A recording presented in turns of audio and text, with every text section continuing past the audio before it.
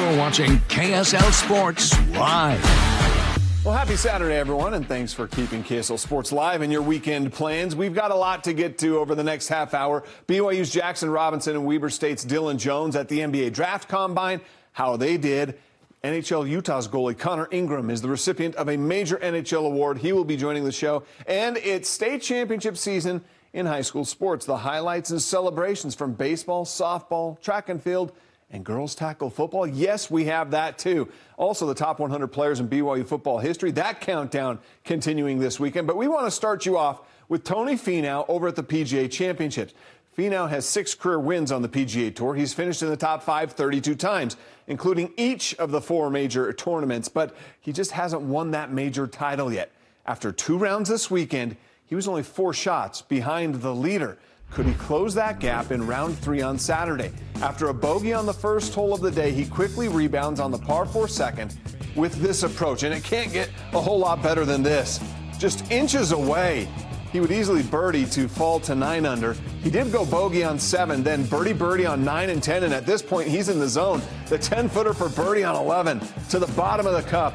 Then over to 12, he's putting from the fringe from more than 40 feet away, but he puts a perfect touch on it. It has perfect pace, and it equals a perfect result. 4 straight birdies. He's at 11 under par, tied for 4th at that point. Over to the 14th, Tony looking at a long uphill putt for another birdie. Didn't quite get enough gas on that one, so he would par that hole. He gave a shot back on 15, but on 18, looking at eagle. Great pace. Nice touch here. It's just a little too far to the left. Finau would birdie the hole. He finishes at 10 under through 3 rounds. He's 5 back of the leaders. I feel like my head's still spinning. I can't really explain what happened this morning. I did spend some time stretching in a jail cell. That was a first for me. Yeah, Friday was an absolute wild day for Scotty Scheffler, starting with him being arrested at the front gate of the golf club for not yielding to an officer who was diverting traffic due to an accident. Scheffler reportedly dragged the officer for around 20 feet as well. He was booked in jail, later released, and then he went on to shoot a second round 65 on Friday to put him at 9 under, just 3 shots back of the lead. You know, Scheffler has won 4 of his last 5 starts on the PGA Tour. Could he overcome that 3-stroke deficit on Saturday in round number 3?